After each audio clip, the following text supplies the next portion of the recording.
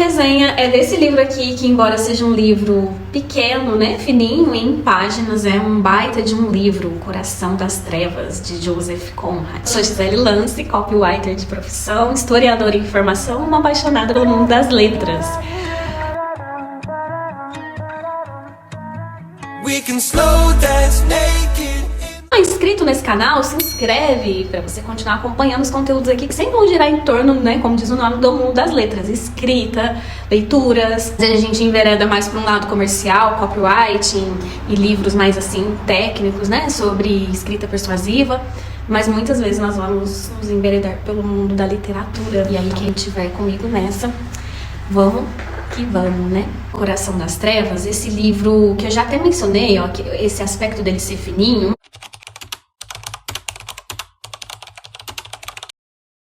Dele ser fininho, na minha opinião, ele não chega a ser um romance, né, pela questão até do número de páginas. Mas aqui na contracapa eles estão dizendo que é um romance, né? Tá até escrito, ó, clássico, eterno e atual. O Coração das Trevas é um romance que não tem medo de mergulhar na escuridão da alma humana. Mas, independente dele ser um romance ou uma novela, alguma coisa assim, o que importa mesmo não é a forma, é o conteúdo. Já diria Chorão.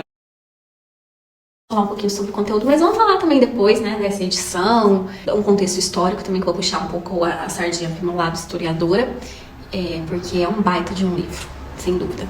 É preciso, não podemos passar pela vida sem ler O Coração das Trevas. Falando um pouquinho do Conrad, ele se tornou um dos principais escritores de língua inglesa, o que não é pouca coisa, né, gente?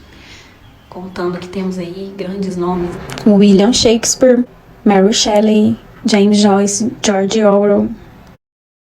Mas esse fato ele é ainda mais interessante porque o Conrad ele é filho de pais poloneses e ele nasceu onde é hoje a atual Ucrânia. E ele aprendeu o idioma inglês tardiamente, né? Depois dos seus 20 anos. E aí, aprender um idioma, se tornar fluente nesse idioma, dominar esse idioma e se tornar um dos principais escritores desse idioma é um feito notável. O fato interessante aqui do Conrad é que ele foi marinheiro mesmo. Também ele participou, ele esteve numa expedição ao Congo, então isso daqui, esse fato faz toda a diferença. Saber que o autor, quem está escrevendo aqui, realmente esteve lá e viu, e portanto aquela forma dele descrever tudo é de uma testemunha ocular, faz uma grande diferença e torna esse livro certamente muito mais denso, muito mais profundo, né, e muito mais que provoca na gente muito mais reflexão, o fato dele ter esse fundo todo de verdade aí. Um pouquinho sobre enredo, sobre o ponto de partida da história, mas sem dar muito spoiler, eu vou ler aqui um trechinho que aí já fica claro e a gente já aproveita a própria linguagem aqui do autor. Aí diz assim, ó, e assim inicia o relato de sua viagem pelo grande rio africano para o resgate de um gerente de posto de comércio chamado Kurtz. Então esse daqui é um monte, né? Então é uma expedição que vai até o Congo para resgatar esse cara aqui, que é um cara muito importante e que precisa ser encontrado lá no meio dessa selva toda. Até sobre essa questão do cenário, às vezes a gente pensa em África, né? A primeira coisa que vem na mente é as savanas africanas, mas aqui é uma coisa bem floresta tropical mesmo, né? Bem fechada, tipo a Amazônia. E como é um livro muito descritivo, um livro muito cheio de adjetivos, né? E quando a gente fala de adjetivos, querendo ou não, é uma coisa muito subjetiva, né? Então, a forma como você qualificou ali, né? Se é feio, se é bonito, se é medonho, se é aflitivo, enfim. É próprio de alguém que esteve ali, que viu, que passou e que sentiu. E, portanto, muitas vezes ele vai passar as sensações dele, né? Então, às vezes pode até ter algum debate entre historiadores de como ele relata os nativos ali, mas a gente tem que lembrar disso, que ele descreve muito as sensações e ele coloca adjetivo, né, nessas sensações, e ele vai ali colocar os adjetivos que ele acha que cabe diante daquelas sensações que ele teve, do horror e do terror, como a gente vai perceber aqui nesse livro. É sabido, né, por todos da questão dos europeus que ali, depois das grandes navegações, descobrem um novo mundo para eles, até então desconhecido por eles, porém um novo mundo habitado já por pessoas, né, que tinham ali suas vidas e suas sociedades estruturadas da forma como elas eram em cada região, em cada lugar, em cada tribo, em cada povo, de uma forma, né, algumas até para os padrões europeus muito civilizadas, né, por exemplo, nas Américas tinham cidades aqui muito bem organizadas, evoluídas, com uma certa tecnologia até para padrões europeus, mas isso daí também diferia muito de cada região. O que aconteceu nas Américas aconteceu também na África, que foi aquele bem bolado ali, né, dos países europeus, que tiveram aquela reuniãozinha, vamos dizer assim, com o toma lá da cá, esse daqui é meu, esse daqui é seu. 2, 3 pra mim, 4 pra você, 1, 2, 3, 4 pra mim, 5 pra você, 1, 2, 3, 4. E acontece que o Congo, ele ficou pra Bélgica. É muito estranho falar isso. Na verdade, não é que ficou pra Bélgica. O Congo, ele se tornou um território particular, privativo do próprio rei da Bélgica, o temível Leopold. Você não sabe sobre ele, procure saber, porque ele é um dos genocidas mais, né, sanguinários da história. Muitas vezes a gente fala muito de Hitler e Stalin, essas coisas todas, mas esquece desse cara, talvez por ser mais antigo. Mas ele dizimou ali quase toda a população. E o Congo era tipo a casa de férias dele. Sabe como a pessoa tem uma casa de férias na praia, na montanha? Ele tinha o Congo. E o que deixou ali os outros países nem um pouco contentes, porque o Congo, ele tinha muitas riquezas naturais e inclusive poderia gerar muito lucro por conta da extração de marfim, que é outra coisa horrorosa, gente. Porque tem a ver, né, com a crueldade com os animais, né? Então a gente encontra esse pano de fundo aqui de muito horror, de muita crueldade. Então tem um terror praticado ali pela extração do marfim, se você conseguir imaginar isso, já pode ser uma coisa horrorosa. Se procurar na internet, então, melhor nem fazer isso. Tem a questão do horror ou terror, dos maus tratos infligidos aos nativos, né, de serem ali tratados nem como criaturas, como humanos, né, como uma espécie de, sei lá, é tenso.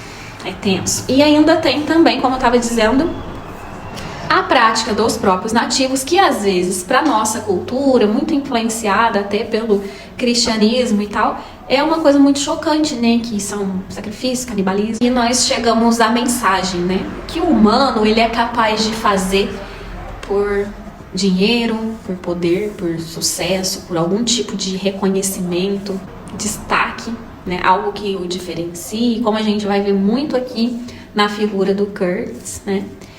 E uma outra coisa muito importante que eu vejo de mensagem aqui nesse livro, na minha opinião, é a mensagem mais forte, é o que me fez mais refletir além. Então, o que acontece? Depois que ele vai por aquela expedição e ele entra em contato com aquela situação ali tão grave, tão horrorosa, tão cheia de terror, né?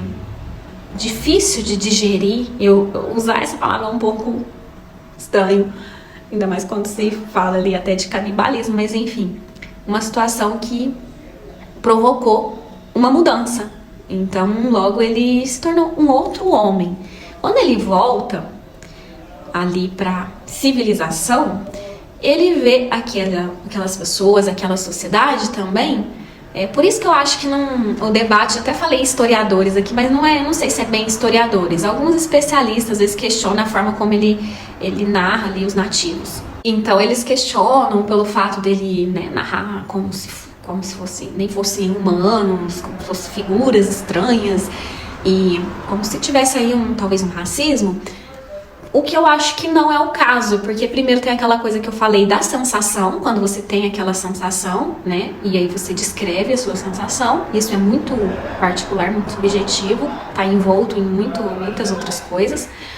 E a prova de que não é porque quando ele volta, agora que eu vou retomar lá no ponto que eu peguei, ele volta, ele descreve ali a civilização, né, também as pessoas estavam de certa forma para ele, depois dessa mudança que houve na mente dele, de todo esse terror que ele viu, elas também não eram mais humanas. Ao passo que ser submetido a extremos maus tratos, a exploração, a fome, pode te tirar um pouco a sua humanidade, e aí a gente pode imaginar que você aqui seja a nossa humanidade, aí aqui abaixo seja algo mais próximo ao animalesco, ao animal, né? E talvez aqui em cima seja algo mais próximo ao divino, ao sublime. Então, ao passo que você submete uma pessoa, um ser humano, a extremos maus tratos e fome e essas outras coisas, ele pode tirar essa humanidade e se tornar quase que um animal. O contrário também é verdade. Uma sociedade extremamente civilizada, e aí nesse ponto a gente até pensar nos nossos dias faz ainda mais sentido, o aumento da tecnologia, as pessoas elas foram ficando cada vez mais alienadas, né, de problemas importantes do outro, do sofrimento do outro, da própria humanidade, do próprio sentido da humanidade, e se tornando assim muito superficiais, muito alienadas do que importa, e ali no seu mundinho, e como se fossem zumbis, né, robôs, aquelas pessoas ali. E ele tem essa sensação, tipo assim, poxa, vocês não sabem. Vocês não sabem o horror, o terror que tá acontecendo, e tá aí bebendo seu vinho, comendo sua comida normal, como se nada tivesse acontecido. E quando eu falo alienadas, nem é obviamente por falta de informação, porque a gente tem muito mais informações do que acontece no mundo do que naquela época, que ele precisou de uma expedição ao coração das trevas, né? Ao fundo da floresta ali do Congo. E nesse sentido o título, eu acho que ele tem essa parte literal de ser o adentro ali da floresta, né, o coração das trevas, e também tem um sentido metafórico de ser a alma humana, o profundo da alma humana. Mas enfim, não é por falta de informação, mas é por uma falta de sensibilidade, talvez. A gente ficou como se fosse anestesiados, né, envoltos nas nossas coisas do dia a dia, muitas vezes coisas superficiais, e aí igualmente desumanizados, né? Aquelas figuras que ele descreve ali dos nativos muitas vezes nem pareciam humanos, a forma como ele descreve. Ao voltar ali para a civilização, ele também não acha que parecem humanos nesse sentido, né? De estarem tão alienados. Então, para mim, essa é uma mensagem talvez a mais forte, né? Que me pegou, que me fez pensar. Vale super a recomendação aqui do livro. É um livro, eu falei, ele é fininho, mas ele não é fluido, porque ele é bem poético. Então você precisa de ler com atenção. Ele é muito descritivo, adjetivado. Eu acho que ele, numa segunda leitura, ele seria mais prazeroso. Ou então para pessoas que estão mais acostumadas com leituras mais densas, ou poesia, por exemplo. Por fim, falando aqui dessa edição, essa aqui é a edição da Dark Side. A Dark Side, ela capricha nas capas, né? Eu achei uma edição bem bonita. Aqui, ó, tem essa capa, né? Aqui, ó, que ela é bem chamativa, bem bonita. Achei muito bonito ter essas páginas aqui em amarelo, né? O contraste com o preto e o vermelho. As páginas amarelas, diagramação, bem confortável de ler. A diagramação é boa. É ilustrado também, né? Lá dentro tem ilustrações aqui. É bem bonito o livro. E tem a fitinha, que é muito bom. Acho que todo livro de capa dura tinha obrigação de ter fitinha, né? Já diria Christian Gurtner. Mas é isso, gente. Leia e releia. Coração das Trevas é um livro, como eu disse, para ser relido e pesquisado também, porque essa questão da parte histórica, você ir aprofundando nisso, vai tornar a leitura muito mais significativa, prazerosa. E se você gostou da resenha do vídeo, deixa seu like, se inscreva no canal. E lá na Substack também, gente, uma outra plataforma, tem uma newsletter onde eu escrevo. Tem resenhas também, onde você vai encontrar resenhas mais curtas e em texto. E tem outros textos também, outros estilos de texto. Eu vou deixar aqui no link, na descrição do vídeo, vou deixar também o link para você comprar essa edição na Amazon, caso você gostou. Aqui uma pausa para ver se eu pego um frame para colocar de capa, bem bonito. Um grande abraço para você, um beijo na bochecha e até a próxima.